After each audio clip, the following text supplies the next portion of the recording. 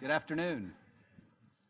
Good afternoon. Thank you for coming. Welcome to Hudson Institute. We have a fantastic panel here, and we have a fantastic C-SPAN audience as well. So welcome. Let me just introduce briefly our esteemed panel.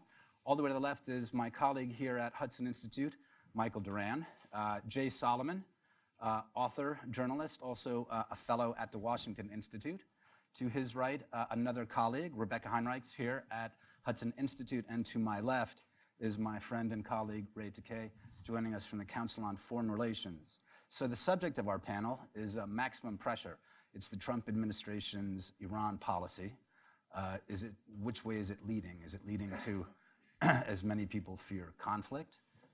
Or is it leading to renegotiation of the Joint Comprehensive Plan of Action, or something else entirely? And I think that we'll get much clearer answers after the next hour and a half with our panel. I'm going to ask my colleague, Michael Doran, to start us off this afternoon. Thank you, Mike. Thanks, Lee.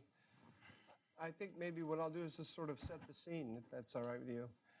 We had, everyone knows, a year ago in May, President Trump renounced the JCPOA and reimposed the sanctions on the Iranians. And then this April, he intensified the sanctions by denying waivers to many of the countries who had been given waivers even after he renounced the JCPOA. In addition, he designated the Revolutionary Guard Corps as a terrorist organization. And then at the beginning of May, the administration took another step, and that is that it did not issue a waiver for one of the seven. It revoked a waiver for one of the seven waivers that allows Iran to continue what it euphemistically calls its civil nuclear program. And that's the first time that the administration actually moved to stop centrifuges from spinning. And that, I think, was a red line for the Iranians. It's quite striking that they reacted to the first wave of sanctions, and even, I think you could say, to the second wave of sanctions without any sort of significant response. But immediately after the administration went after their coveted right to enrich, as they see it, there was an escalation on the Iranian side. They went from being quiet to acts of violence. They attacked tankers, of course, without attribution. They attacked tankers from Norway, Saudi Arabia, and the UAE, and they also attacked a pipeline, a Saudi pipeline. Of course, it was the Houthis who attacked the Saudi pipeline, but you can see the hidden hand of the Iranians behind it. At the same time, the Iranian president announced that within 60 days, Iran will begin ignoring the limits on stockpiles that the JCPOA dictates.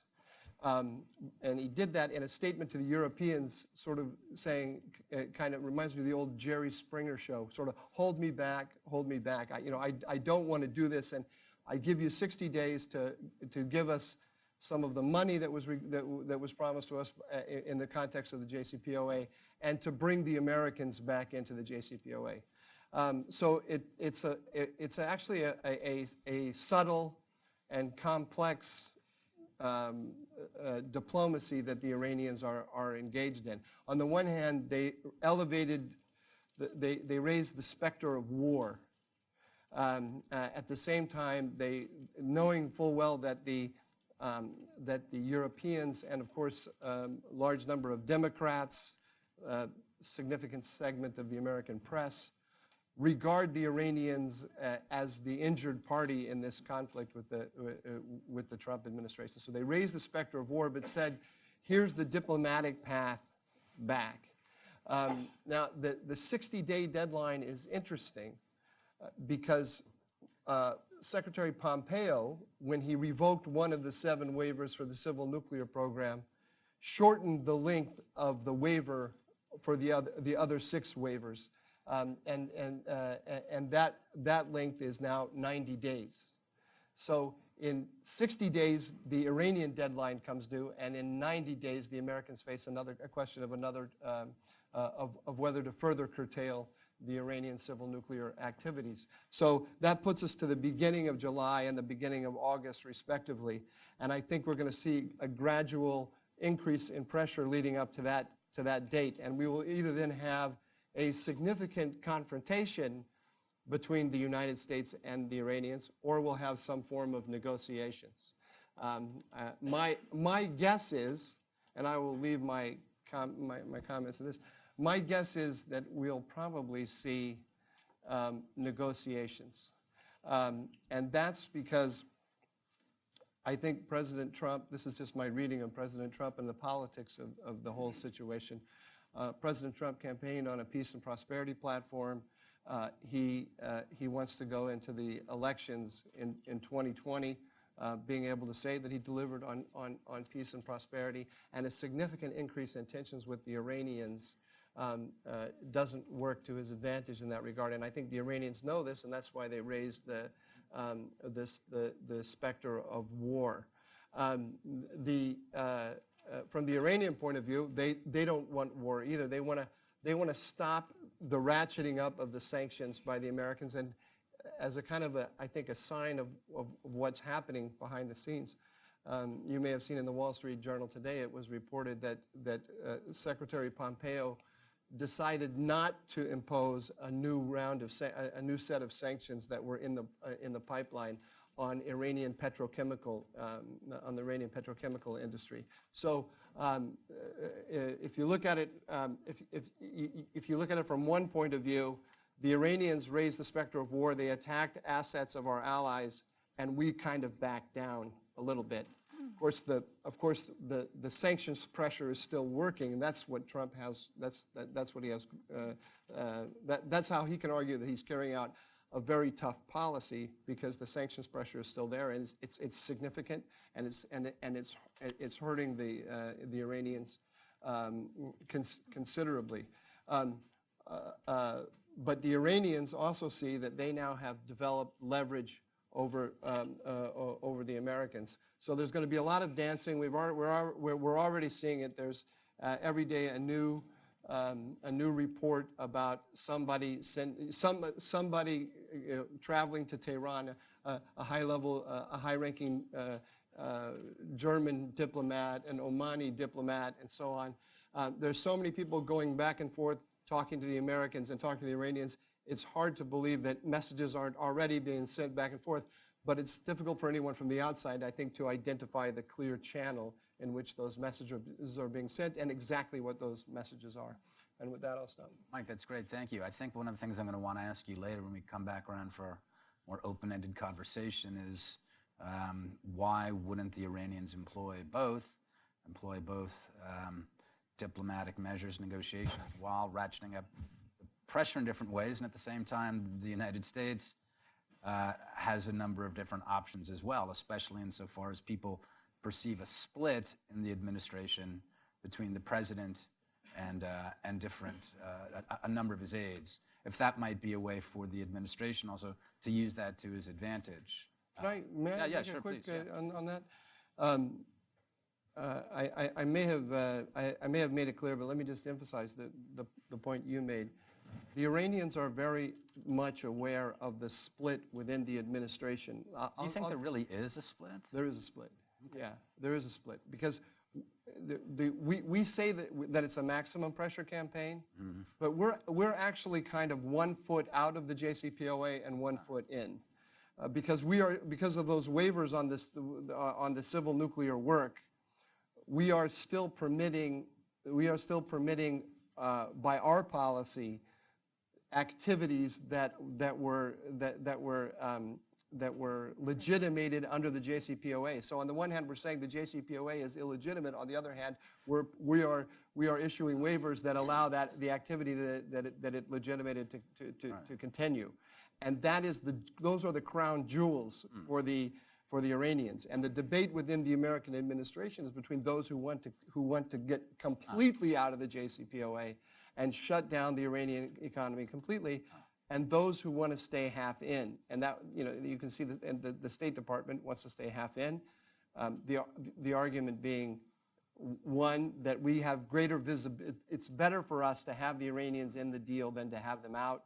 If they're out of the deal, they're starting to develop stockpiles that take them within, give them a breakout capability, and that's a kind of a red line for us.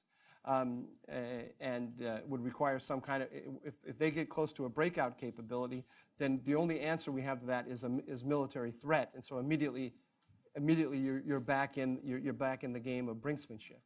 Also the Europeans, of course, are lobbying hard. So it's elements in the State Department and the Europeans against elements in the White House and elsewhere. Okay, and thanks very much. That's great. Rebeccah, Sure. if you would pick up, thanks. Yeah, I think that was a great overview of kind of where we are. I'm going to do a couple of things. One, I want to respond just to that last point. The way I actually see it is that the administration is trying to bring along our allies to where we were. I mean, I agree with your assessment that it does seem like we've got one foot in, because that's essentially, we're allowing the JCPOA to continue as far as the Europeans are concerned, and other countries as well. And that's because we still are trying to get to the point where we were before the JCPOA, which is that there was a bipartisan consensus and work that led up to the JCPOA, where there was pressure and international isolation that we squandered because of the previous administration's work to bring Iran back into the community of responsible nations before Iran had actually earned that privilege. And so that diplomatic isolation that we had worked so hard to achieve it's been lost. And so now it's very difficult, even though we can really clamp down sanctions-wise, it's very difficult and we can do that relatively quickly. It's much more difficult to get everybody back on the same page once you've done that. And so there might be a difference in approach and speed between the State Department and the White House on that. But that has been my read of what the State Department folks are trying to do, is trying to get our allies on board before they really take a hardline, more adversarial approach to say, you're not going to get sanctions waivers and we're not going to enforce this. But that brings me to what I think is useful. We can kind of start getting into the minutia of what's going on today, but it's useful to kind of take a bigger step back. And one of the things that I was tracking, I do mostly, the things that I'm concerned about are missiles, nuclear weapons, proliferation concerns. And so I was very interested in how the Obama administration was thinking about what the goals were of the JCPOA leading up to the final conclusion of negotiating that deal. And you can actually see the Obama administration change its criteria for what it would consider a good deal in real time. You saw in one congressional hearing, Wendy Sherman, who was the negotiator at the time, say that a final deal, and I'm paraphrasing now, should include missiles, because missiles are the delivery systems for nuclear weapons. And in fact, if you look at the North Koreans, they've had a nuclear capability for some time. It's the delivery systems that take a lot more time to get going. And so if you're going to talk about squeezing a regime and that you don't want to have a nuclear capability and a deliverable nuclear capability, missiles go hand in glove. You have got to include missiles. So Wendy Sherman originally told in an open hearing that would be part of a final deal. Within 24 hours, the Iranians came out and said, absolutely not, our missiles included. The Russians went in and made sure that they understood that we're just talking about nukes, not missiles.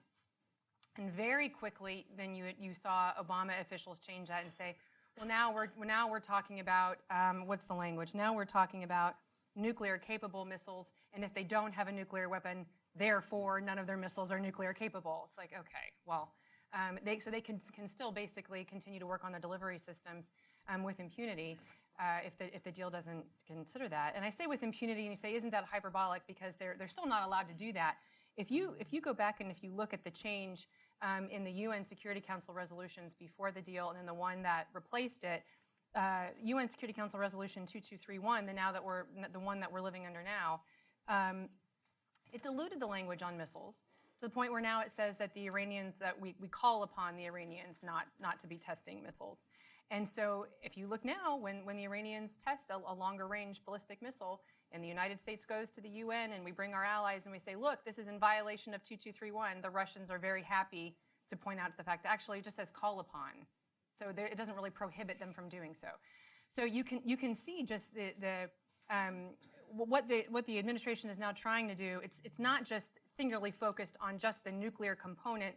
It's trying to, at the very least, not enable the program to continue by starving it of its funds. That's what these sanctions are covering. It's where, people say it's unrealistic to require the regime to stop these 12 things that Secretary Pompeo laid out for what would be necessary to conclude that the regime is now acting like a responsible country. Of course, the alternative is to just say, well, I guess it's just going to be an irresponsible country and it's going to undermine U.S. interests and threaten our allies and destabilize the entire Middle East and beyond and sponsor terrorist attacks throughout Europe and whatever else the Iranians are up to. And so now what the Trump administration is trying to do is starve it of its funds to prevent it from at least having the ability that it has had to do this, to destabilize, to fund and sponsor proxies throughout the region, to continue their ballistic missile testing and activity, and then to proliferate that throughout the region. And I mean, it's not even just missiles, but that's the main thing that I've been kind of watching and tracking to see what the Iranians feel free to do and have the ability to do. So as far as I'm concerned, where we are, so is it working? Well, at least we're not pouring money into the Iranian regime, and so their funds have been limited. It is hurting the regime. I think Mike is exactly right. There's still more that we can do. We're still holding back because, in my estimation, we're still trying to get the international support from our allies to try to really put the hurt on the regime. And I think that there are some that are persuaded that there still is merit, that we do have some transparency into the nuclear component of their nuclear missile program that we wouldn't otherwise have. But I would just echo something that some in the Trump administration has said, which is it's essentially nuclear blackmail that we're living under. For the Iranians to continue to say, listen, if the deal doesn't get to continue, then we're going to go back to enriching at higher levels, and so it's unacceptable. So I would say that I'm mostly satisfied with the pressure campaign against Iran, but I also think that again, just sort of kind of zoom out a little bit more. Mike talked about just the political environment, how the president's not going to go into this election because he has this peace and prosperity sort of platform. I would also say, too, this administration has been very determined to make a shift to great power competition and to try to disentangle, to the extent that we can, from problems in the Middle East and just in terms of tying up our military resources. And I would just point out that we withdrew these Patriot anti-missile systems from the CENTCOM region, and now they're back in there because of what the Iranians are doing. And that's just one small example. It's not the biggest strain on the U.S. military, but it does point to a continued problem that we have. There's only so many resources, and although President Trump likes to point out that he has increased the defense budget significantly, it isn't anywhere near what it needs to be if we really are going to deter and defend against great power countries like China and Russia. So I think that's an important context as we think about how we handle rogue regimes like the Iranians. That's great. Thanks, Rebeccah. I mean, among many points, something that really stuck out for me is when you're talking about nuclear blackmail. So the name of the panel is maximum pressure. Another way to look at that is to turn it around on the other side. It's like, well, actually, no, we're just not going to pay you for these things. You can see that we're squeezing you, but actually we're not going to pay you to negotiate, as the Obama administration did. We're not going to pay you for these different things you shouldn't be doing anyway. That's exactly right. There seems to be just a lot of antsy. Well, it's not working. The pressure campaign is not working. So what do you mean? The alternative was funding our enemies to continue their malign activities that undermine U.S. interests throughout the region. We're no longer doing that. To me, that's a significant improvement. It's going to take some time to get us back to where we were before the Obama administration's shift in foreign policy. And then my last point on that, the other piece of this, you have the maximum pressure campaign, which is what we're doing with sanctions, but you also have what we're doing in terms of enabling and empowering our allies that are the enemies of Iran, these weapon sales to the Saudis. That is absolutely part of what we're doing to try to right the ship from the previous administration. And the more we can get our allies to really, truly cooperate with us, and so that they are stronger. I just remind people, these rockets, these Houthi rebels that the Iranians are funding and resourcing, they're shooting rockets at Riyadh, at the capital city. This is not so. This is what the Saudis are facing. And so I think to the extent that we can provide that check and a rebalance, that helps the United States not to feel so much pressure to kind of go it alone to fix this problem. Yeah. Thanks. I'm just going to ask very quickly, if you would please mute or turn off your phones, just so your neighbors around you can hear the panelists, and also out of respect for the panelists, please, and whoever may be watching on TV. So if you would please mute your phones. Thank you. Jay, if you would continue. Thanks very much. Well, I look at the maximum pressure campaign and whether it's going to work very much on just a dollar cents kind of level and very much targeted, focused on their oil exports, because I really think, you can all the military stuff, all of the rhetoric at the bottom line of this is Iran's finances and whether they can sustain this type of financial pressure. And I covered the last kind of cycle of negotiations between the Obama administration and Iran which started in 2012, 2013, and there's been a lot of debate whether the Iranians, did they really come to the table because of the financial pressure, or was it we kind of gave what they wanted? Iran normally is an exporter throughout the last couple decades, number 2 or number 3 in OPEC, depending upon where things stand, exporting between 2.75 to 3 million barrels a day. Figures came out like last week or 2 weeks ago, it said they're already down to 500,000 barrels a day, and that is a huge shock for a country like Iran, which gets about 60% of its operating budget from oil sales. And during the last cycle of this, I was in Iran in 2014 doing interviews for my book, and I interviewed a really senior official in the central bank of Iran, and he almost sounded like he had seen a ghost at that point, because Rouhani's people had been out of office. This particular official had been an academic. They'd come back into power after Ahmadinejad had left, and they knew that there was some sort of finances of the government were not great. But when they actually saw where things were, this official described something about a $200 billion hole in their banking system, and you see this sprint by the Rouhani team to get to negotiations with the Obama administration. And it was portrayed, the financial situation, to the supreme leader as a national security threat. Apparently they had like PowerPoints about just how bad Iran's finances were back in 2013 when Rouhani came back into power. And I think if you look at the situation now, Iran is in a much worse situation in 2019 than they were in 2013. During Ahmadinejad's decade in power, they had sky-high oil prices that allowed them to weather the sanctions for a pretty long time. And Ahmadinejad had disastrous economic policies, which I think Rouhani has shorn up. But despite that, the last year you've seen the currency drop by about 2/3 of its value, which suggests, we don't have, I think, a very good sense of Iran's reserves, where they really stand. But if your currency is falling by 2/3 before President Trump pulled the oil waivers, you can see how much pressure there is internally on that account. And I think my read on the Iranian policy was that they were being coached by Obama administration officials, European officials, to just wait out Trump.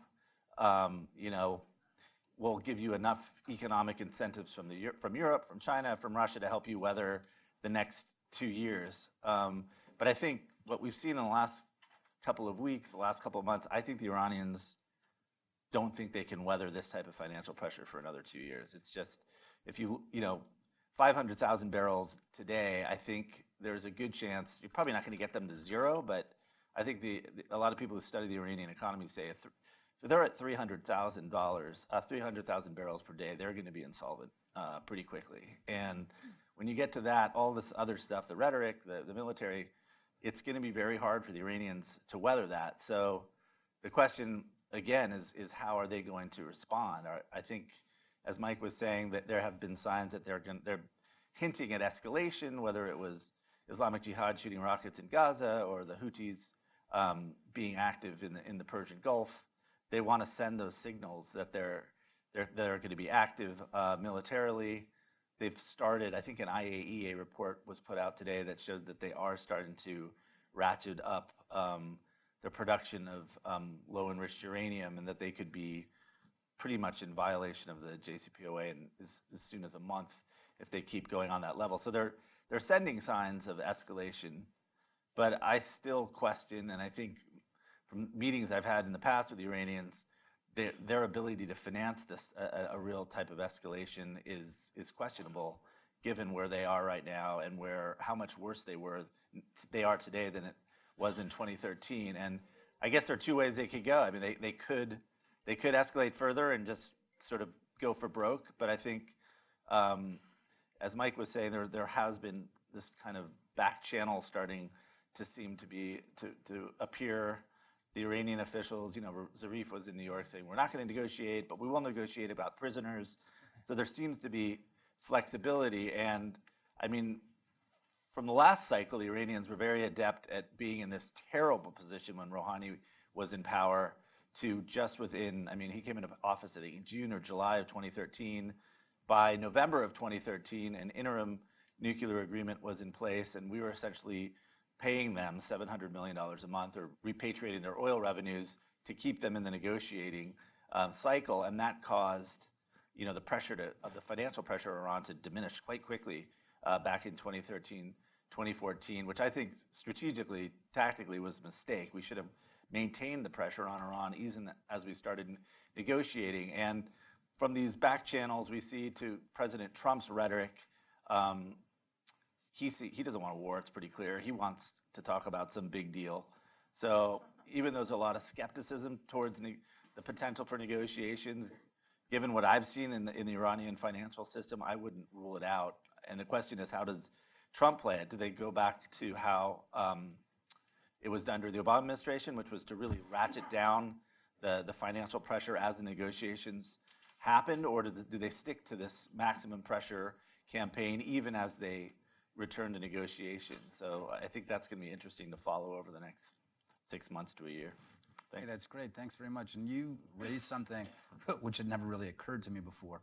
How much, as the economy starts to bottom out, at what point do you hit a place where the regime figures that they cannot afford to escalate in different ways? They cannot afford to escalate in different arenas around the region where they would normally do this. And also, how much does it cost to run that nuclear program, right? So at what point do you get below where you're like, well, now we've got nothing. We can't escalate, and it costs too much money to run the nuclear program the way that we would normally threaten the Americans and the P5. I think Rouhani was interesting because during the period of the JCPOA, he was pretty honest at times. He gave a speech once where he basically said, we were getting to the place where we might not have been able to pay our civil servants because it was such, there's sometimes a difference between an economic shock and a financial shock.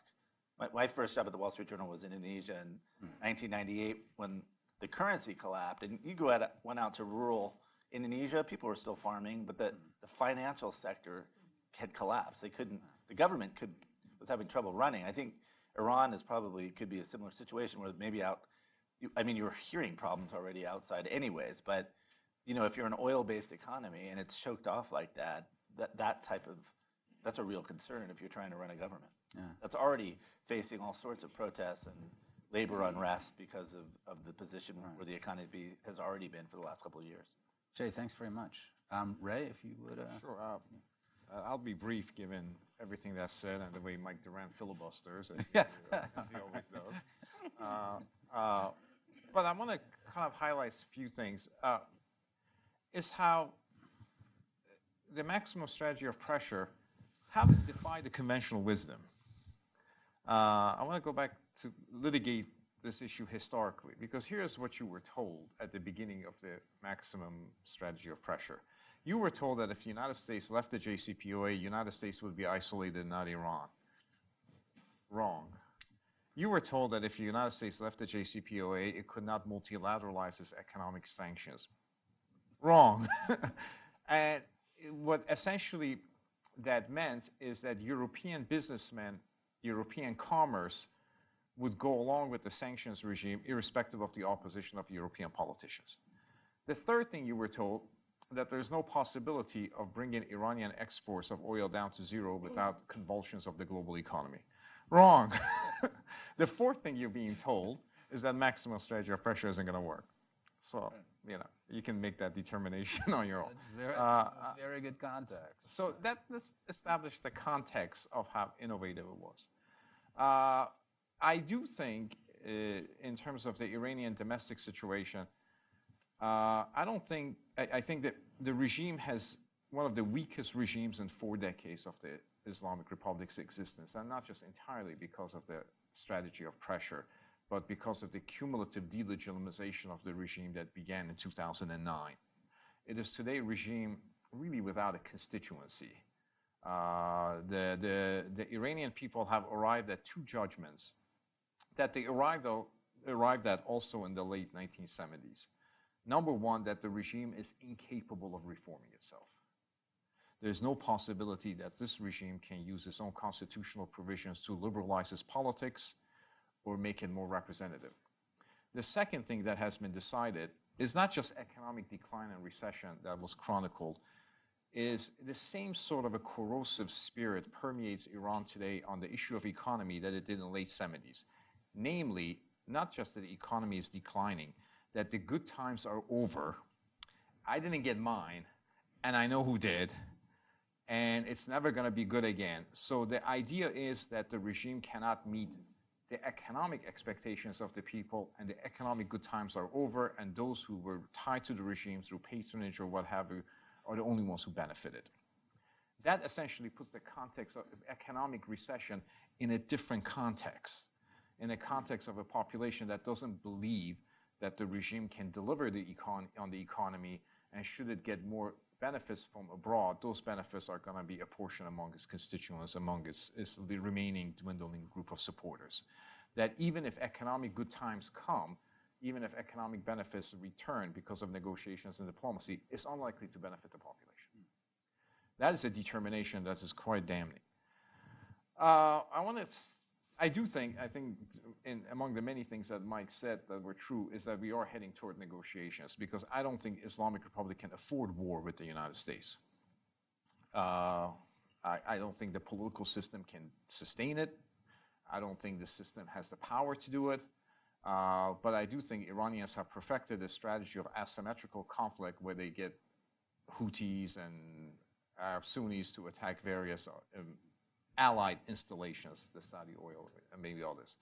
I don't think you'll see direct confrontation between the United States and Iran, because that's not the way they operate. They operate in a campaign of terrorism where, as Mike said, the complicity is clear, but given the forensic documentation that the United States Pentagon requires, is disputed. So they cannot afford war, but they do benefit from war hysteria. The Islamic Republic has never won a war or lost the negotiations. And I think what you're getting into a situation now is the negotiating table is being set. And I think we are heading inexplicably in that direction. This being the era that we live in, these are not secret talks. Everybody says, oh, we're passing on messages to Iraqis. Jabal Zarif says, I'm passing on messages back. I mean, this is the most transparent secret diplomacy in history. They're not hiding in Oman. They're hiding in plain sight. The question is, when we get to the table, what happens to Pompeo parameters of May 2018? I believe May 17 was the speech. The Secretary Pompeo's speech in May 17, I believe, 2018, is one of the most important speeches by Secretary of State on Iran, and I think people should really look at it. Because I don't know if he knew that's what he did. Since 2005, the United States approach toward Iran from second term of the Bush administration through Obama administration was predicated on Condi Rice's conceptual innovation. Her conceptual innovation was you can segregate the nuclear issue from all other areas of concern, and you can address it, even make concessions about it, even though you remain concerned about Iran human rights practices, regional subversion, terrorism, or a category of misbehavior that had come together to be coupled under the rubric malign activities. In essence, what she was arguing is let's deal with the nuclear issue with whatever concessions that requires, irrespective of other malign issues. So she had practiced, I guess in Cold War terms, you would call delinkage. And what Pompeo did in that speech, he established a linkage between all those things. And he said that Iranian behavior has to improve on issues of terrorism, has to issue on regional aggression, and so forth. And he established nuclear parameters, which were zero enrichment as opposed to one-year breakout. One-year breakout is a completely fraudulent term invented by John Kerry. It has no particular scientific application. What the hell does that mean? The question is, once we get to the table, what happens to the Pompeo parameters? If history is the judge, they're going to go out the door. And I think that's going to be the test of the administration's ability. The administration has two challenges ahead of it, and we'll see how it meets those challenges. Number one, to continue maximum strategy of pressure under maximum time of hysteria, when everybody's saying, you're going to war, when war is not in the offing. How can it maintain a maximum strategy of pressure if it's being pressured by the Europeans, by congressional Democrats, by other people saying, you're going to war, you're going to war, you're going to war? So far, that jury is out, and perhaps you begin to see some retreat with the petrochemical sanctions that Mike talked about. The second challenge that it has is even a bigger challenge, is if it manages to catch the car, right, and get into negotiations with Iranians. Can it sustain its parameters, on nuclear parameters of being zero enrichment, on the idea of missiles have to be included, on the idea of that regional subversion has to be part of the solution, on the notion that you cannot grant economic dividends for a country that is still you identified as the greatest sponsor of terrorism. Those are the two challenges that the administration has in front of it. I don't know how it's going to meet those challenges, but ultimately the Trump administration's record on Iran will be decided by those two factors as opposed to everything else that went before. To be fair, the record of the United States dealing diplomatically with Iran since 1979 has been a sorry one. It's been a bipartisan failure. So the Trump administration has before it the challenge of differentiating itself from all its predecessors or joining that long gray line of Americans conceding to the Iranians. How that remains to be seen, that's the challenge in front of them. I'll stop there. Ray, that's fantastic. That's great. And I can see, I'm looking across, and I think that Mike Doran is dying to agree with you. He is? I don't know. It looked like that. It looked like he was, if he doesn't have something to say, I want to come back at a certain point, but Rebeccah wants to say something. Yeah, if I could just say, I wanted to just touch on the breakout time. Yeah. One thing that people forget, too, is President Obama said himself, you're trying to figure out, is it a good deal or not? Okay, because President Obama said it's either going to be that no deal was better than a good deal, which he never meant it, but he was right. And President Trump has now multiple times walked away in the case of the North Koreans from bad deals, and he's happy with no deal versus a bad deal. And so I think that's the approach we should take, of course, with the Iranians. We're in a much better position if we continue the current course with no deal than we would be sacrificing pressure for the sake of some kind of new deal. But on the breakout period, I would just say President Obama said himself that if the Iranians followed the JCPOA, so they didn't cheat, that the JCPOA would extend the breakout period by a few months, would get us to a year. So we were already at, even by his own math, all we bought was a few months, still living essentially under nuclear blackmail from the Iranian regime, and that's if everything went well.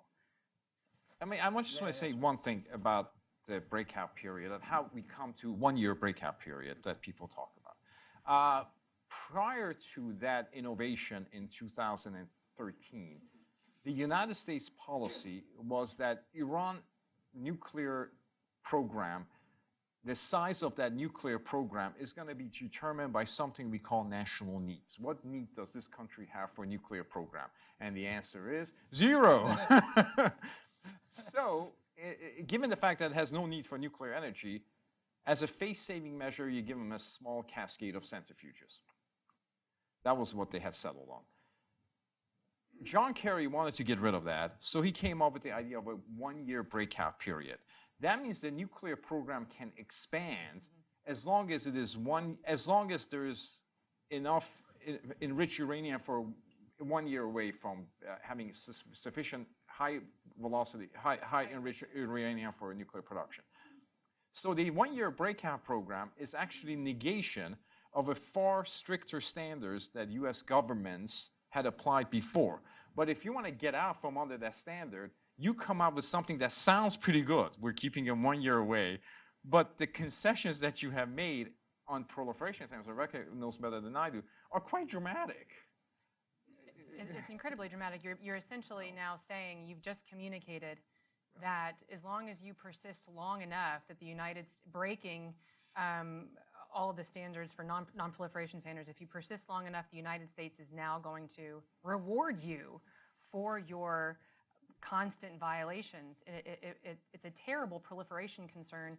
And now you'll hear the same people arguing in favor of the Iran deal express shock and dismay that the Saudis are now considering having this civil nuclear program. Well, this is something that those of us who were completely against the JCPOA said was going to happen.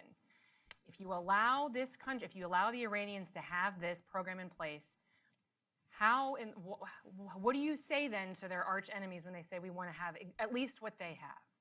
And so you undermine the arms control regime that we even have in place to prevent proliferation. You can have 2.5 million centrifuges and still be 1 year away. You can have not just Fordo, one nuclear facility in a mountain. You can have nuclear facility in every mountain and be 1 year away from breakout period. That's very interesting. So look, so given all that, given Mike wanted to speak. I'm going to ask him something. I'm enjoying the brevity of his remarks. Yeah. That's his way of saying. Yes, it's his way of telling you to cool it. One of the things, given the way that things were expanded, say under the Obama administration, what is the nuclear program? Yes, yeah. but also the rhetoric. I mean, you're talking about the number of different things that American policymakers snuck in under the idea of a 1 year breakout time.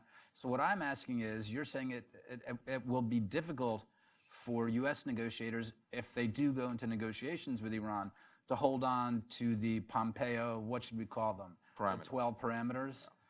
That makes it sound like it will be difficult to hold on to that. Well, they're sensible parameters, right, which makes holding on to them very difficult in negotiations with the Iranians.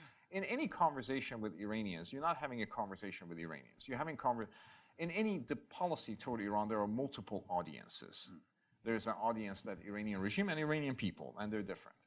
There's the European audience. There's a domestic American audience, and as I think Mike was saying and Rebeccah was saying, we now have, if you think about it, Dayton and confrontation, one political party is in favor of Dayton, the Democratic Party. That's been one of the most important achievements of the Obama presidency, is that essentially has removed the bipartisan consensus and has established a fractious political landscape when one party is for Dayton as a means of governing relations. And when you're going into these complex negotiations, complex by nuclear technology that you talked about, but which of these audiences do you want to privilege? And State Department has historically tried to privilege the allies, try to deal with the Europeans. I mean, try to the deal with Europeans, not the European Saudis allies, or the Israelis, and other allies, other members of the JCPOA, China, Russia, and EU in itself.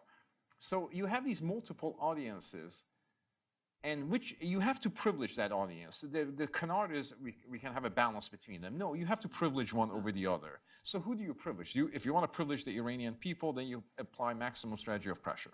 If you want to privilege some of your domestic allies, some of your allies in the region, if you want, which do you choose? And Rebeccah said in the State Department, they're very concerned about allies.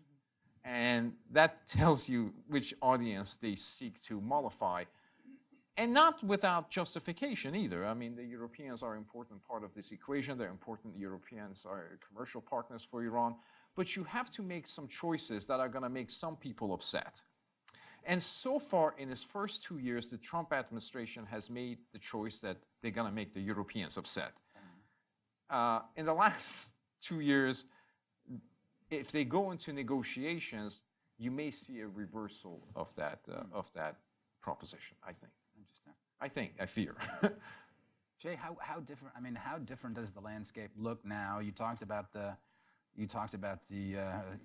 energy receipts when you were there in 2013. How different? And I know you have not been back to Tehran recently, certainly in the recent time period to interview people. But from the outside, what does it look like? Are there other indicators in addition to the numbers of barrels of oil sold per day or produced per day?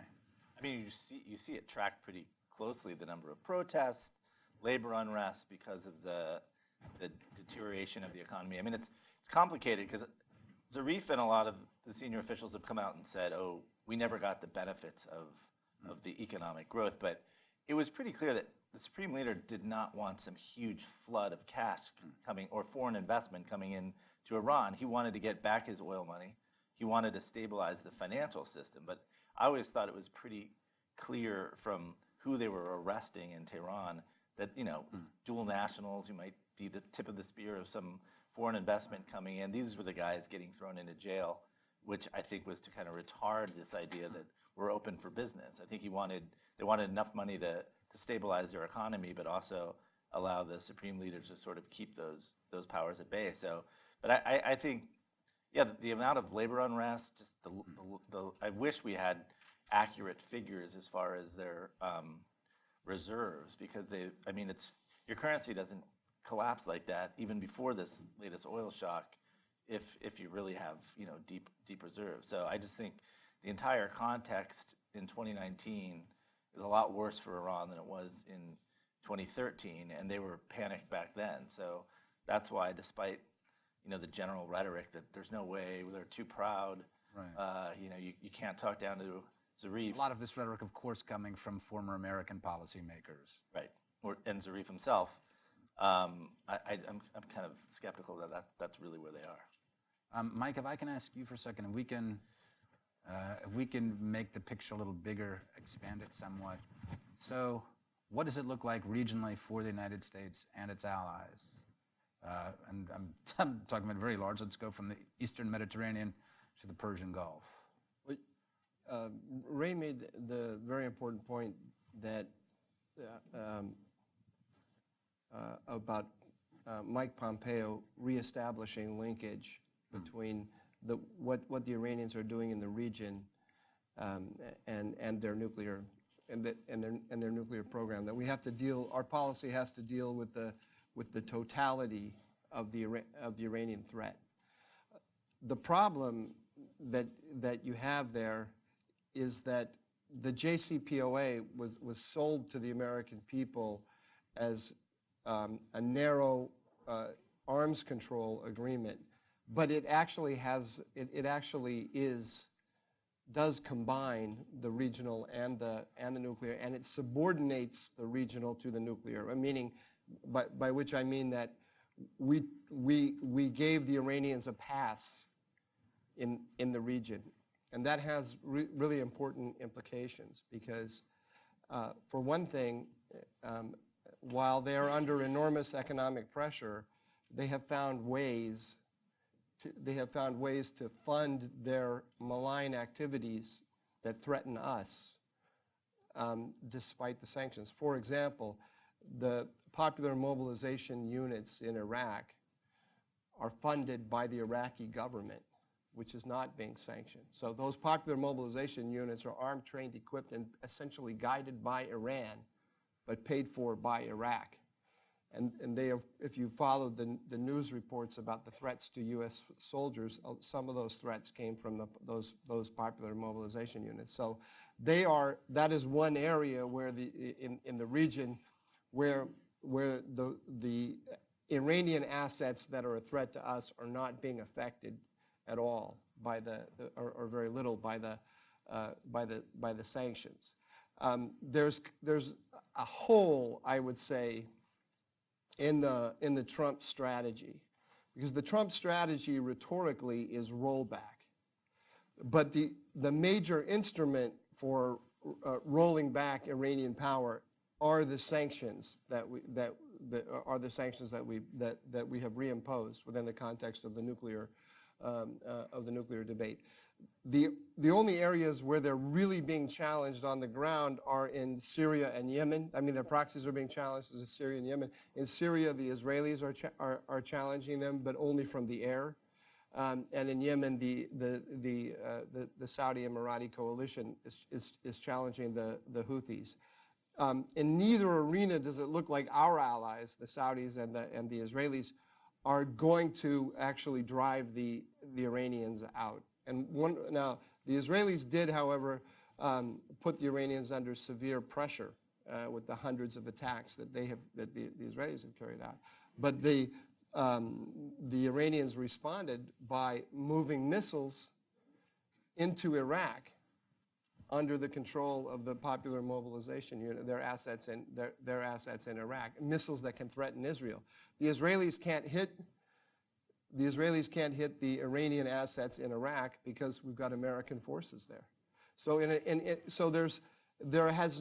although the Trump administration has moved from the effort of the Obama administration to reach out to Iran and to turn a blind eye in the region to the advance of Iranian assets on the ground, and it has moved instead to a traditional containment policy that strengthens our traditional allies, Israel and Saudi Arabia. But in certain areas like Iraq, the old Obama framework is still there, because we are building up government institutions in Iraq that the Iranians have subverted, and our policy has yet completely. Lebanon as well as some of our. Lebanon as well, because the Popular Mobilization Units and Hezbollah are mafias. They take what they want. And so the idea that we're building up assets against them doesn't really work, because what they do is they begin to take chunks of the government so that they can siphon legitimate Lebanese money, legitimate Iraqi money, get siphoned to activities that are essentially controlled by the Iranians. That's a hole in the policy. I don't want to sound like I agree with everything that Rebeccah said and that Ray said. This policy, I think that challenging Iran is a necessity of the United States in the Middle East, and I think that what the Trump administration has put in place in a very short period of time offers the best opportunity to do that. But with a counsel of perfection, you can see that there are certain areas here. If I could just say a word or two about the negotiations. I'm not sure that the Iranians can't hold out. And what holding out means, the deadline that they have in their mind is November 2020, because of what Ray said about the Democratic Party is now the Democratic Party, the EU, and the Iranians all want the United States to go back to the JCPOA. So if you're Khamenei and you're looking at the maximum pressure campaign the pressure campaign that the Trump administration has put in place, you're saying to yourself, well, if Joe Biden is elected in 2020, there's a very good chance he'll go right back to the JCPOA, and boom, all that money will come rushing back. So it's a question of holding out for 17, 19 months, something like that. And I think this is important, because I said that I think that there will probably be negotiations. The purpose of the negotiations from the Iranian point of view is to buy time to 2020. And what they will also try to do is they will try to get the Americans to pay them to negotiate, like they did with the Obama administration. Hopefully, I said my best guess is that the Trump administration will want to negotiate for the reasons I said. There is always the possibility that the Trump administration will listen to what Jay said and will listen to what Ray said and say, this is essentially a very weak regime. its military threat against us is actually a bluff, and we can ratchet up the pressure more and issue revoke those waivers on the civil nuclear program and so on. I don't think that my guess is that they won't do that, but that is the debate in the administration. I want to make sure that I'm clear there, that I'm not saying it's inevitably going in one direction. Rebeccah wanted to. Yeah, if I could just, one thing too that I wanted to make clear just from listening to all of us too, at least from my perspective, I don't want to leave the audience with the impression too that I don't think that this president or this administration is willing to go to war with Iran if the Iranians did miscalculate and do something really stupid, which is attack U.S. forces in the region. And that's something that I think that even though, the more I think about it, it doesn't make any sense to me from thinking about the Iranian perspective why they would try to pick an open military conflict with the United States. It would have to be a miscalculation that there isn't the political will to actually engage and respond. But from everything that I've heard across the administration is that this administration, you shouldn't confuse this administration for pacifism.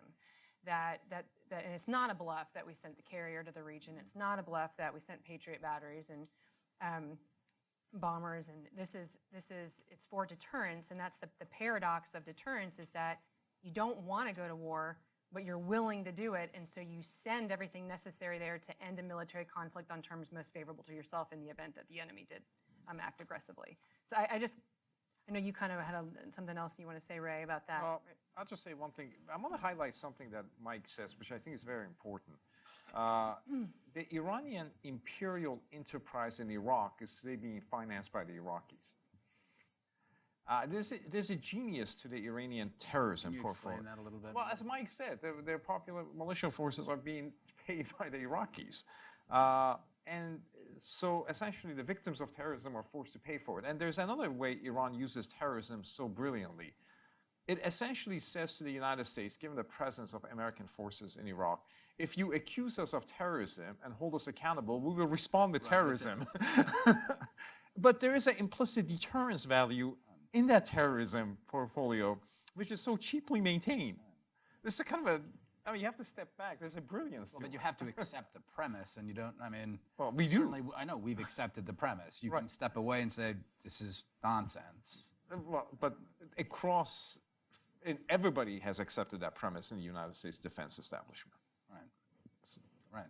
Jade, you were going to... Yeah, I just wanted to say one thing about the linkage issue, because that was always during the Obama administration, and then the decision about whether to stay in the JCPOA, because there was some legitimate desire to sort of make it a better JCPOA by staying in it. But when you really looked at sanctions and if there was a desire to push back against Iran regionally, it was almost, I don't know how you could do that and stay in the JCPOA, because the Obama crowd would say, well, we're maintaining sanctions on their malign activities, but just pulling the nuclear sanctions. But when you got to the end of the day, basically everything went out the water. You could hit a few, companies by name who are exporting missiles, but the oil warfare you couldn't do if you stayed in the JCPOA. So that's where the linkage issue became really complicated. Well, their idea was, they kind of wanted out of it was, as Mike has written about at length, this was part of an exit plan to get out of the Middle East. So in a sense, Give it to Asia. Right. It wasn't a huge concern. Can I just say a quick thing about Sure. about what Jay said? The Obama administration redefined the sanctions that were imposed on Iran for the totality of its behavior as nuclear sanctions. They did that explicitly. They all of a sudden ballistic missiles sanctions that were put on Iran for ballistic missiles, for terrorism, and so on were suddenly nuclear sanctions. And then also they allowed the Iranians to put into the JCPOA, or help the Iranians, but however you want to put it, issues that are not nuclear. Right? So the restrictions, as Rebeccah mentioned, the restrictions on the ballistic missiles were the international legal prohibition on their ballistic missiles was lessened by the UN resolution. It doesn't really even prohibited it. It just calls upon them. calls upon it says, them. please don't do it. So it lessened the pressure on them regarding that, and then the JCPOA lifts all the restrictions after, I can't remember if it's 6 or 8 years. Also, conventional arms sales, the restrictions on that, the conventional arms embargo is lifted within the context of the JCPOA. So the JCPOA it didn't simply legitimate the Iranian nuclear program, it also legitimated tacitly and explicitly the imperial project of the Iranians in the region. And you talked about, and I'm going to ask everyone for a short answer for this. Then in a few minutes, I want to see if there's any questions from the audience. But why don't we go through this, and I'm going to ask you to start, Mike. Then if you're talking about what the game right now is with the Democrats and with Europe, is to tell the Iranians to hold on, wait it out. How much of the JCPOA is left for them to latch on to, say, with a Biden, O'Rourke, Kamala Harris president, whatever, Bernie Sanders? How much is left? How much will be left in 2 years? The framework is still there. I mean, the Iranians are arguing. The Iranians are making their case, which they have. They put an edge to it by carrying out these acts of sabotage and against the tankers and the attack on the Saudi pipeline.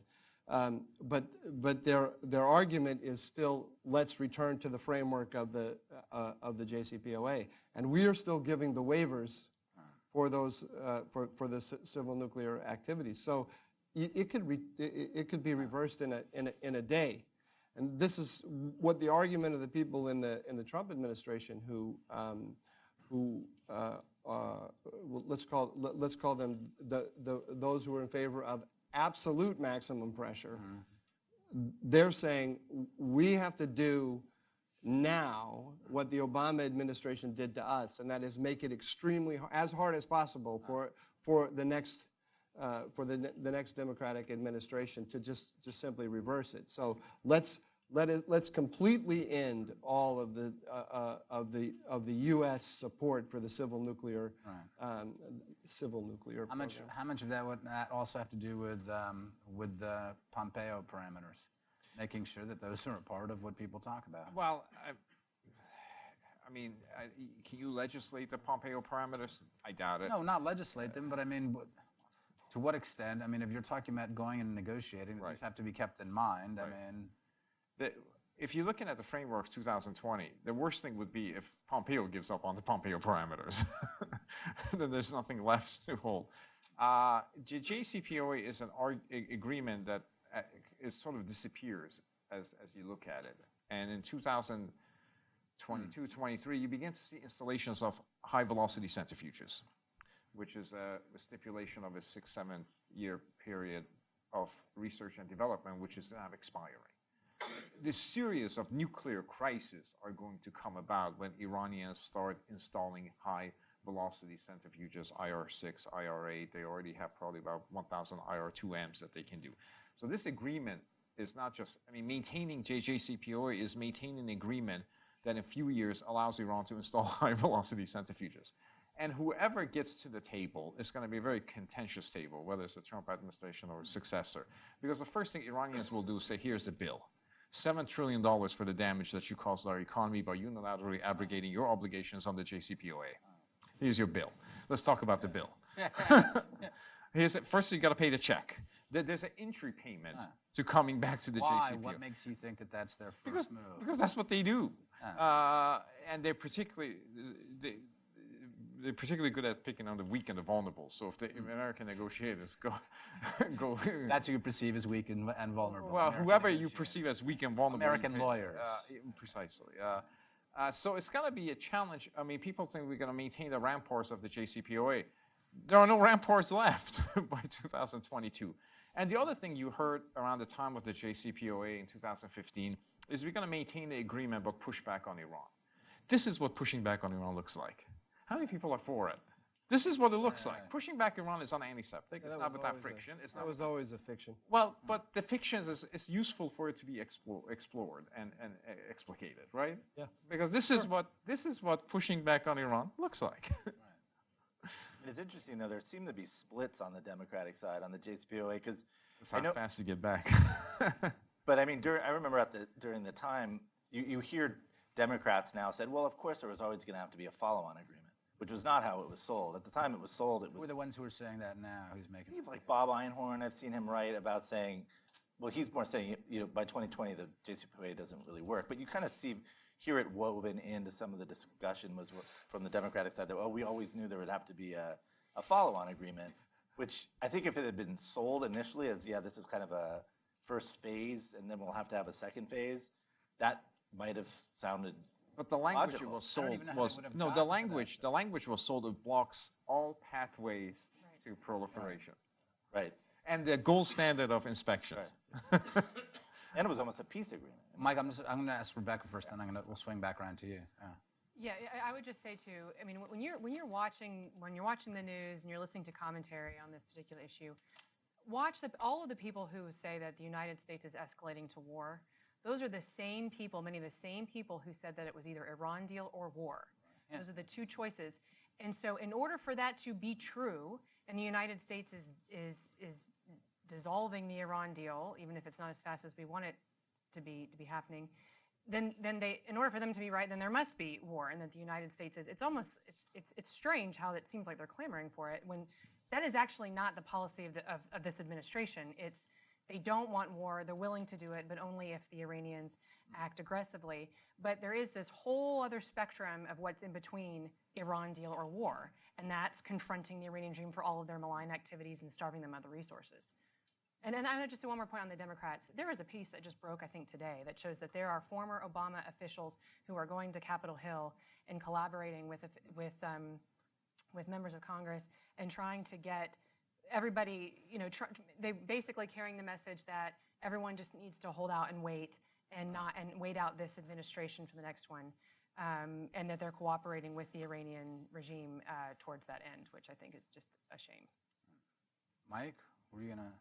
I wanted to say, well, actually now two things. I was going to say something in response to what Rebeccah said, which is that it is remarkable that we have the former Obama officials openly admitting that they are coordinating with the Iranians to thwart the policy Are you of the president. surprised? I mean, Am I surprised?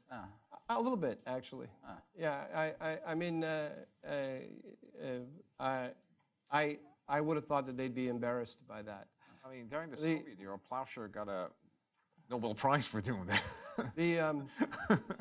But it's also remarkable that the propaganda that the Democrats are using, that the former Obama team is using, is identical to the Iranian propaganda. I mean, Javad Zarif coined this term, the B team. Right. That's Bolton, MBS, and Bibi Netanyahu, and Trump shouldn't listen to the B team. And if you look at the Twitter feed of Ben Rhodes, the former Deputy National Security Advisor for Strategic Communications of President Obama, he's saying exactly the same thing. I mean, literally the same thing. Can I ask, is it possible that the Iranians might forget that propaganda started with them? I mean, that strikes me as actually a potentially dangerous thing. How do you mean? That they actually come to believe this. I mean, we see this happen all the time. People believe their own information operations. And if you're talking about, this is certainly what happened in large parts of the Obama administration. If they're putting this out and if they're saying, stop it, we don't want war, there will be war, they're moving towards war, to what extent does that go through the regime and people actually come to believe that? No, I think they know exactly what they're doing, which is that they are trying to influence the balance of power within the administration and isolate those elements in the administration that want to they want to get Bolton fired for sure, and they also want to stop the ratcheting up of the sanctions. That's the goal, and they are using the Europeans. They're saying, Europe, you must go convince the Americans. On that point too, John Bolton is, I think, an incredibly valuable player for this administration, simply because of the reputation that he has. I mean, I kind of joke, but I'm also kind of serious. having him in the room during negotiations is like having an aircraft carrier in the room with you, which provides a greater credibility, I think, to the words that you're saying. And so it's good to have them there. And then the other thing that I would say is to remember, people like to say, I've been watching this on Twitter, people who do not like this president say, I think things would be better if it was just President Trump. His instincts are right. The problem is John Bolton. Baloney, they think that. Yeah. And they're saying that, in my view, if you look at everything that they're saying, that message kind of ends up in media, in some media outlets. And it's almost like they think that they're going to convince the president to say, oh, you're right, I am smart and great and wonderful. And it's Bolton who's the problem, which is just simply not true. President Trump campaigned on being very hawkish and tough on Iran. Well, Trump is interesting, as he said, well, there's so much misinformation. This is actually useful for me right now. So that's another aspect. Mike, were you going to say something else, or did you? I did have another point. did want Just to very open it quickly up. on Yeah, sure. what Ray said about the follow-on deal. This is, it's important to remember that before President Trump made the decision to renounce the JCPOA and reimpose the sanctions, there was an effort to fix the deal. And there was a negotiation between the Europeans and the United States on this. And the negotiation to fix the deal fell apart on the issue of the sunset clauses. Because what the Iranians got from the JCPOA was the legitimation of their program and a date certain when all of the restrictions on that nuclear program were going to disappear. They are not about to ever give that up. And so those people in Europe who don't want the administration to put pressure on Iran came up with this idea and said, well, of course we always knew there would be a follow-on agreement. Well, we never knew that. The Iranians didn't know that. The Iranians are not about to have a follow-on agreement. And there was an episode here on Twitter that was interesting. The French ambassador here wrote, he wrote a tweet in which he was attacking the hardliners on Twitter and said, we always knew there was going to be a follow-on agreement. Apparently, there were telephone calls from Tehran to Paris, Sure. and then from Paris to Washington, and that tweet was deleted. Right? So, no, we did not always know there was going to be a follow-up. Well, there's nothing in JCPOA to suggest that. I mean, in SALT 1, it was suggested in SALT 1, this is an interim agreement that will be yielded to SALT 2 and eventually to the START process. The JCPOA in the text, 150, 160 pages, there's nothing that suggests this is an interim agreement. It's not in the text. There was an interim. There was like the pre-JCPOA that actually was the interim, and then there was the JCPOA. Right. But that was, in the final text, there's no indication that this is an interim agreement. Let's see if there are some questions right now from, start with the gentleman in front right here. You could hold on 1 second and wait for the microphone, please. How realistic is it for the... I'm sorry, sir, would you kindly identify yourself, please? Sure. My name is Louis Morano. I'm an anthropologist, former reporter, and a few other things. Anyway, how realistic is it for the administration to support those elements of the Iranian population that would like regime change, and is anything like that in the works? Right. I'll start with that. Yeah. There's a substantial level of opposition sentiment in Iran, in my view, and there are a lot of groups and so on. I don't know if the United States government today has the capacity of making those connections the way it did during the Cold War. I don't know if that muscle still exists. I don't know if it's being trained. So I don't know what the United States government is doing, but the idea that there are opposition group sentiments and forces within Iran that want to have a different government than the Islamic Republic, that to me is clear, it's indisputable.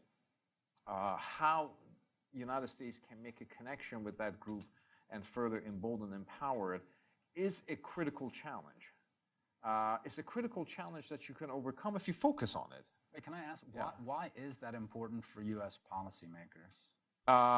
Well, the larger point that's made in this panel today and elsewhere is sometimes you hear, and again, it began with Condi Rice, that we're after a change of behavior, not after a change of regime. This is not a regime that can behave differently. Right. So I guess what I mean is this: if we've spoken before about one of the Trump administration, the president is especially keen to avoid conflict, especially in the Middle East. It seems to me that if we're looking at U.S. policy in the Middle East the last 2 decades, the problem is not just conflict.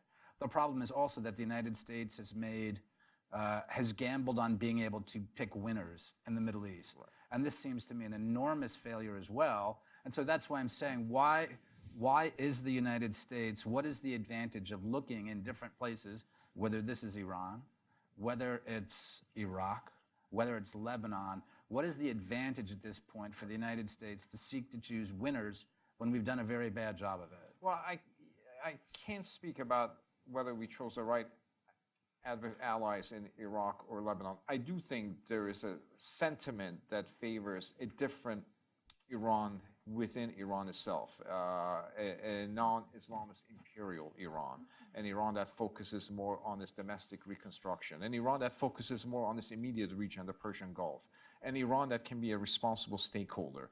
I think those sentiments exist and they're pervasive and they're broad. So in that particular sense, I would say to suggest that we picked the wrong category of individuals in Iraq is to learn the wrong lessons of Iraq. There are right lessons and wrong lessons about Iraq. But I do think that in this particular case, in my view, and Mike can comment on this if he wants, that we do have people, a large sentiment of the population that favors a different international orientation, different domestic political arrangement. If you look at the Iranian history in 20th century and well into 21st century, it can be summarized in a mega theme as a population seeking a more responsible and accountable government and government resisting that responsibility and accountability. That is a history of 20th century and into 21st century. That journey remains unfulfilled on behalf of the people, and I do think the United States has an interest in it. Now, ultimately, you can make a case that internal dynamics will determine the direction of the Iranian politics and history, but that doesn't mean the United States can be a bystander. And I do think one of that you're saying does have resonance with the population, which are what I call Iraq syndrome, in a sense that we operate under this corrosive weight and shadow of Iraq, which is a war that nobody wants to own. And that has its own debilitating and draining dimensions to it, which causes us to be very concerned about a policy that essentially establishes human rights and democratic empowerment as a basis of as its fundamental pillars. That was done in the Cold War and post-Cold War period. It was the Democratic Party's Bill Clinton that talked about democratic enlargement and so forth. Okay. Gentleman in front here, if you can hold on 1 second and wait for the microphone to come up. It's coming up in 2 seconds. Thanks. And if you can identify yourself as well, please. Thank you very much for excellent discussion. My name is Mohammad Hossein Bor, American Baluch Council. Because the title was Maximum Pressure, of course, as you know, Iran has 2 Achilles heels. One is, of course, the export of oil, which is being limited due to the sanction. But the other one, of course, as you know, is the known Persian national groups, which are more than 50% of Iranian populations that are Baluch, Kurds, Turks, Arabs, Turkmens, and these people have been fighting for their own freedom, autonomy within Iran for the last 70 years since they were occupied, because Baluchistan was... I'm sorry, but if you can ask a question. Yeah, so the question is in connection with what was discussed, internal dynamics of why the international community, particularly the U.S., they have not used this winning card to exercise the maximum pressure. And of course, also it will be very helpful if Hudson Institute hold a seminar on this to invite the representative of these groups to Mike, would you like explore to give this dimension of Iranian Thanks, politics. very Because as you know, Iran was Persia till they changed the name in 1925. Mike, would you like to give that a shot in terms of internal dynamics of Iran and maybe elsewhere in the... Sometime around, I don't remember the exact date, 2005, 2006, I think it was Google, it's one of the Silicon Valley giants, published a map of Iran in which they put Iranian Azerbaijan in the country of Azerbaijan. They put the border, to the south. And the Islamic Republic went apoplectic. And they saw a conspiracy by the United States to dismember Iran. I thought it was very interesting because, as the gentleman has suggested, it showed the sensitivity of the nationalities issue in Iran. There are Kurds, Azeris, Baluch, and so on. Historically, it's been a kind of a red line for the United States to get involved in supporting ethnic opposition to the Islamic Republic. In this administration, that I don't see that changing. In fact, I think the sensitivity is going to be even perhaps greater because Donald Trump has distinguished himself in electoral terms from George W. Bush as being a president who is not going to engage in regime change. And he just said the other day in Tokyo that regime change is not on the table with regard to Iran. In addition to his sort of ideological inclinations, our system, the CIA and the State Department, they are strongly averse to that kind of diplomacy, and it's even more alarming to the Europeans, which increases the sentivity in our system. So I'm as much as I agree with your analysis, I just don't think it's going to happen. Let's go here again. The woman on the aisle, if you can identify yourself. Oh, right there, thanks. Hi, good afternoon. Tatiana Smialowski with RIA Novosti News Agency. Thanks a lot for this conference. Sorry, can you say that again? Tatiana Smialowski with RIA Novosti News Agency. Some of you, maybe all of you, believe that we are moving towards negotiations between the US and Iran. And as of now, we've seen multiple claims by the Iranian leadership that they're not going to negotiate with Trump administration. And I'm just wondering, how do you think they are going to sell it domestically, that how this we'll see this change of rhetoric? Second question is probably more for Jay. There were multiple reports that Iranians are using cryptocurrency to avoid sanctions, and maybe you have some insight on that. How effective can be that tool? Are they actually using it a lot? If you know anything. Jay, you want? Thank you. You want to give that? Thank you. Thanks. You want to Well, give the that a shot? cryptocurrency, I mean, the Iranians are good at all sorts of ways of evading sanctions. They did it. I mean, they've kind of schooled at it. I still think if oil exports are below 500 down to 400, 300,000, these kind of little efforts aren't going to matter that much. So I think if, in the broader scheme of things, if their oil exports are that low, it's probably not going to help much. I think on the negotiating front, my read would be they kind of back into it some way. I mean, Zarif did come to New York and talked about, let's start up negotiations for a prisoner swap. He said that very overtly. I mean, I think if it moves, it would probably start in some sort of channel like that and then move to broader diplomacy. So I think they could sell it domestically through a whole lens of ways. Can I just say, on that, I think it's an important question you're raising. If you kind of look at the nature of Iranian rhetoric on the negotiations over the past month, from the sort of a prohibition that you alluded to, there's a subtle, almost imperceptible change of tone. President Rouhani says, well, we may be able to negotiate if pressure is relieved. And the leader gave a speech on May 22nd, I believe, in which he said that, I was always against the JCPOA and negotiations with Americans, but that was an executive decision by the government. So if the government makes another executive decision that he opposes, that is an executive prerogative. So, the language is almost Orwellian in case of Iranian politics because they lie so much. So what they say yes means no, no means yes, or could mean yes means yes and no means no. But I think they're kind of, and also there's no popular backlash against negotiations.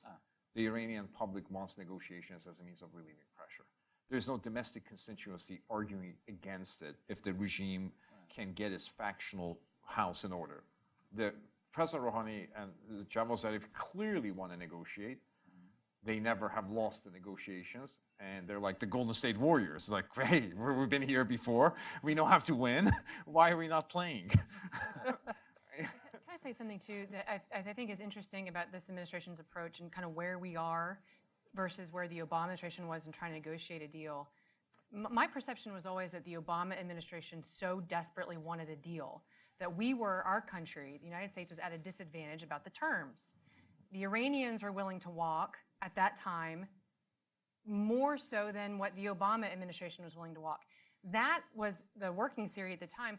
It has been proven out over and over again now that we're pulling out of the deal, and now the Iranians are desperate to hold on to, now they're trying to cling on to it, while the Trump administration is saying, you know what, I can sit here for a little longer while we ratchet up the pressure. Now the pressure is getting the Iranians back, and so they flip the tables.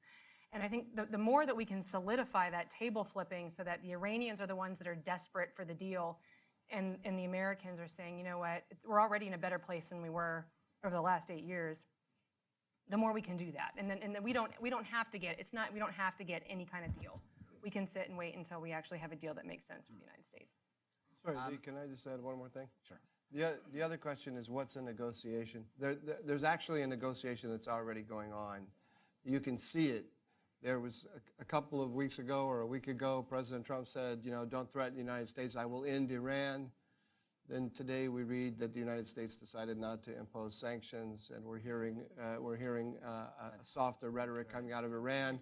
I don't believe that those were just decisions that were made as the two peered at each other across thousands of miles. There were messages that were exchanged back and forth. And I suspect that if a negotiation, a more formal negotiation takes place, it will be through the mediation of the Europeans, because the Iranian goal is to make the United States accountable to the Europeans. That's what they're doing. The Iranians are putting the Europeans out front. So I suspect that they are really very much going to want the Europeans at the table. So you'll have the Americans in one room, figuratively speaking, the Iranians in another room, and the Europeans in the middle.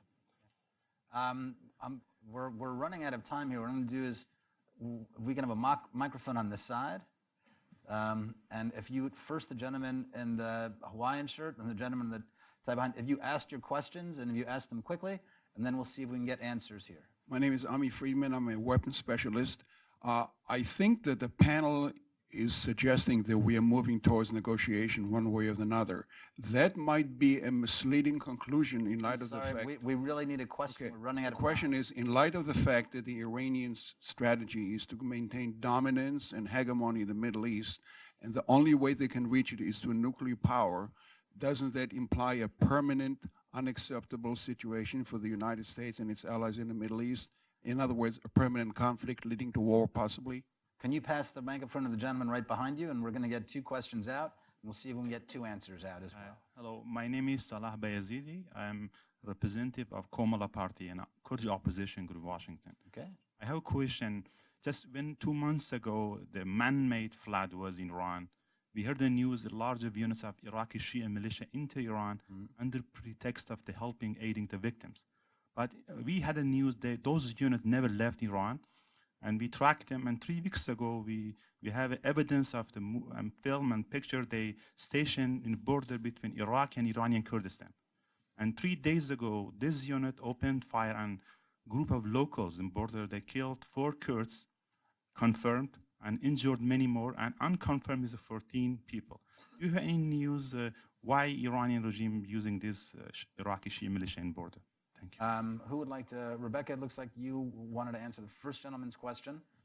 Yeah, I mean, I just think that our entire panel kind of spoke to that question, which is that I don't think the choices are some sort of deal or war, or that's necessarily, because at this point the Iranians have a very nation-limited nuclear program that is not what it needs to be to provide the coercive effect that it wants it to have. And as long as the United States maintains pressure that we have now, our goal is to ensure that it never happens with the cooperation and support of our allies.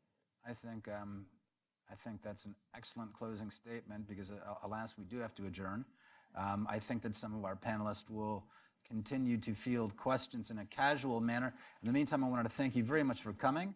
I wanted to thank C-SPAN and Hudson Institute, and above all, our excellent panelists. Thank you very much. Thank you.